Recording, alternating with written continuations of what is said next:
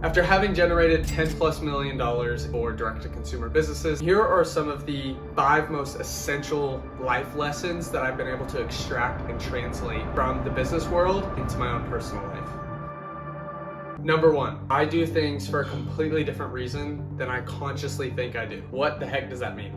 At the agency I worked at, and even the agency before that, I had worked in specifically direct response marketing and advertising. When I first started advertising, I would just advertise the product and I would say it's $25 and it's blue, very bland, very basic. Those type of advertisements didn't work.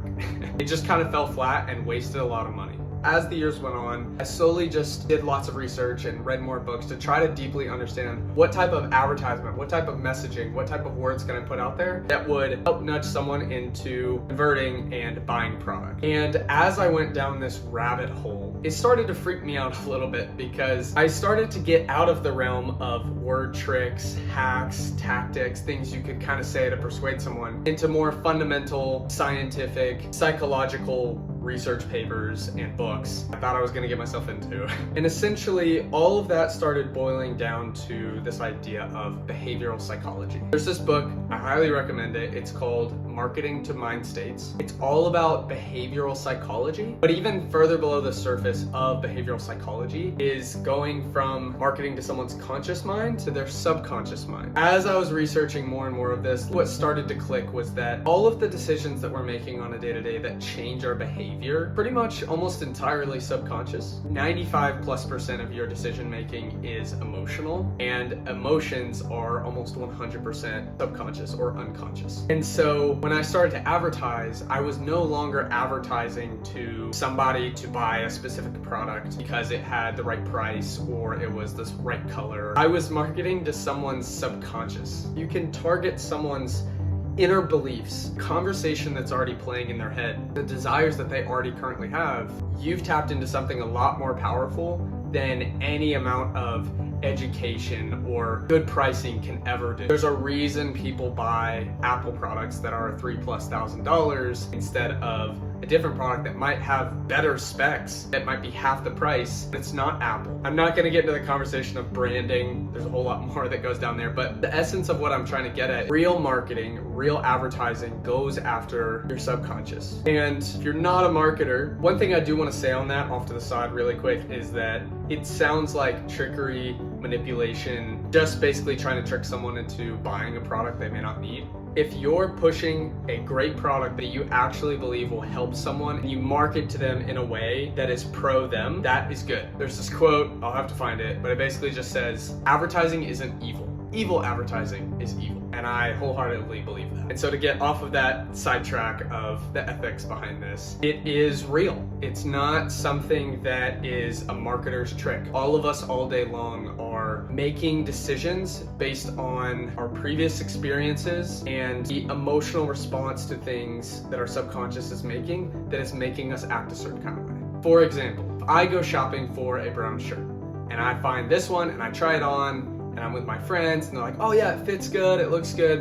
and I buy that t-shirt. It wasn't the fact that it was a brown t-shirt. It wasn't the fact that it was my friends telling me to buy it. There's so many underlying deep things that are happening. The first thing could have been a cautious sense of belonging. Whenever my friends are wanting me to buy this shirt because they like it, I might be more inclined to buy this shirt just because I want to make sure that I fit in with this group, and there's something that they're saying that's telling me that I will fit in even more and it will be good for them to know that I have done such a thing. That's one of the underlying messages that may be at play that's impacting my decision to buy the shirt. Another is if there were messaging on the shirt and it was a type of messaging that I wanted to associate myself with or a brand that I identify heavily with, then not only do my friends want me to buy this shirt, but I also am deeply wanting them to see me being associated with this brand or this type of messaging because it's something that I believe in. But there are so many underlying things that are impacting our decision making. Behavioral change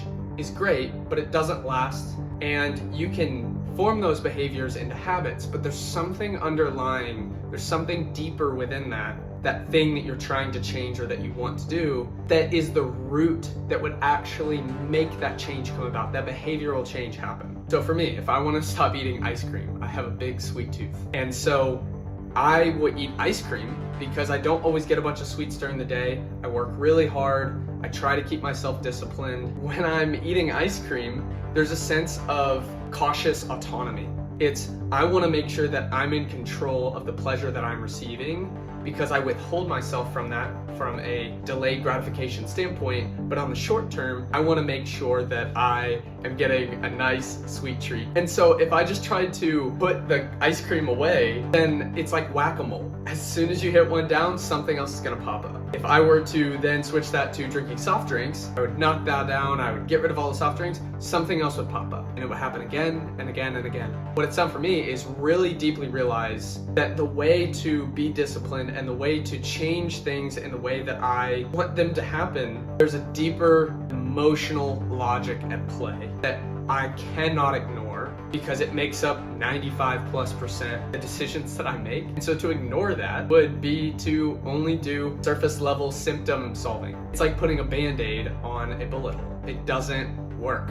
That's something that has been very interesting to me. I highly recommend, take some time, it might freak you out, but just look up subconscious behavioral psychology, or you can even look up more on the consumer side, behavioral psychology or behavioral economics. It really deeply explains the human condition when it comes to the behaviors and some of the decisions that we make on a second-by-second basis. It's enabled me to understand exactly why I do what I do, for the most part. There's only so much I could go back into my subconscious and figure it out. And also when interacting with other people. Other people may be in a really tough spot. You don't know what they're going through. And they may act up, they may do something crazy, they may do something out of the ordinary, but being able to see what's going on behind the scenes, what is impacting their day, how are they hurting, are they super excited right now, are they having a bad day, whatever it may be, there's a deeper level of compassion that I found that I can help offer to others, because I can see that there might be something else on a deeper level going on that I can't see,